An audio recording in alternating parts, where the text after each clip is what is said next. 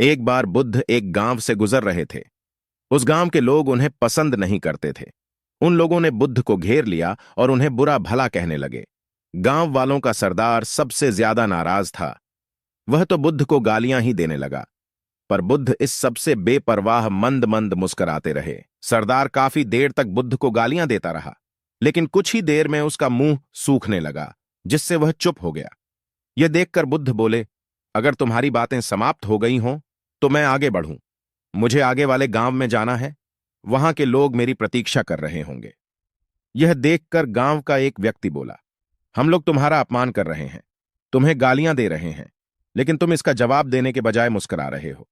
तुम इसकी प्रतिक्रिया क्यों नहीं देते? बुद्ध बोले, वत्स, तुमने आने में तनिक देर कर दी।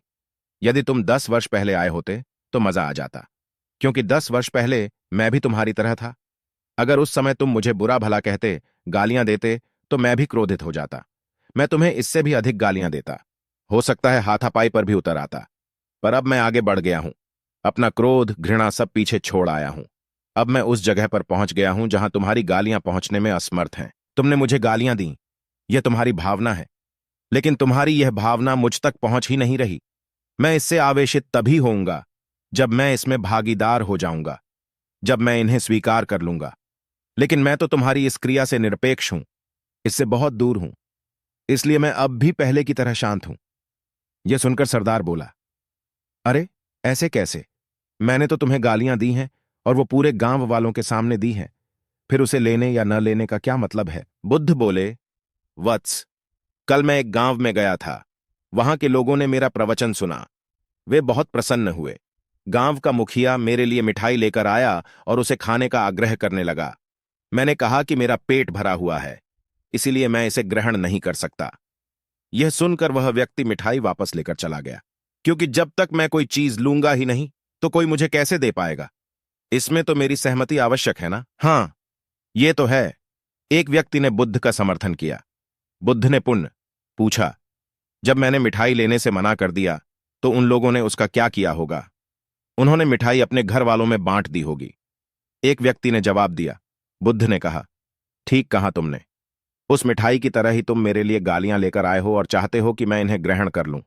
पर भाई, मैं इन्हें लेता ही नहीं। अब बताओ, तुम इनका क्या करोगे? उस व्यक्ति के पास इसका कोई जवाब नहीं था। बुद्ध पुनः बोले, मुझे तुम पर दया आती है वत्स। अरे, क्रोध तो मुझे तब आएगा जब मैं ये गालियां ले लूंगा, और जब मैं गालियां लेता ही नहीं तो क्रोध का तो सवाल ही नहीं उठता। बुद्ध की बातों पर सरदार ने कोई प्रतिक्रिया नहीं दी।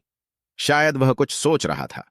बुद्ध बोले, मैं अपनी आंखों से देख रहा हूं कि गाली एक कांटा है, जिसे देने वाला व्यक्ति और लेने वाला व्यक्ति दोनों क्रोध से पागल हो जाते हैं। तो फिर तुम ही बताओ कि मैं आंखें रहते हुए भी कैसे कांटों पर चलूं? आंखें रहते हुए मैं कैसे गालियां ले लूं? और होश में रहते हुए मैं कैसे क्रोधित हो जाऊं? इसलिए मुझे क्षमा करो वत्स, मैं तुम्हारा उपहार ग्रहण करने में असमर्थ हूं। कहते हुए बुद्ध ने अपने हाथ जोड़ दिए। बुद्ध की बातें सुनकर सरदार लज्जित हो गया। उसकी आंखें छलछला आईं। उसने कुछ कहना चाहा, पर उसके होठों ने जवाब दे दिया, और जब उसे रहा नहीं गया तो वह बुद्ध के चरणों में गिर पड़ा। दोस्तों, हम में से ज्यादातर लोग यही समझते हैं कि हमारे दुखों का कारण कोई दूसरा व्यक्ति है, और जब हम ऐसा मानते हैं तो हम अपने स्वनियंत्रण की कमी और अक्षमता को अनदेखा कर रहे होते हैं। वास्तव में यह हम पर निर्भर करता है कि हम दूसरों के द्वारा प्रदान की गई नकारात्मकता को स्वीकार करते हैं या नहीं। अगर हम नकारात्मकता को स्वीकार करते हैं तो हम अपने पैरों पर कुल्हाड़ी मारते हैं, और जब हम उसे अस्वीकार कर देते हैं तो घृणा, क्रोध, हिंसा हर किसी से मुक्त हो जाते हैं। दोस्तों, हमें उम्मीद है कि आपको ये गौतम बुद्ध कहानी, जब कोई अपमान करे, पसंद आई होगी।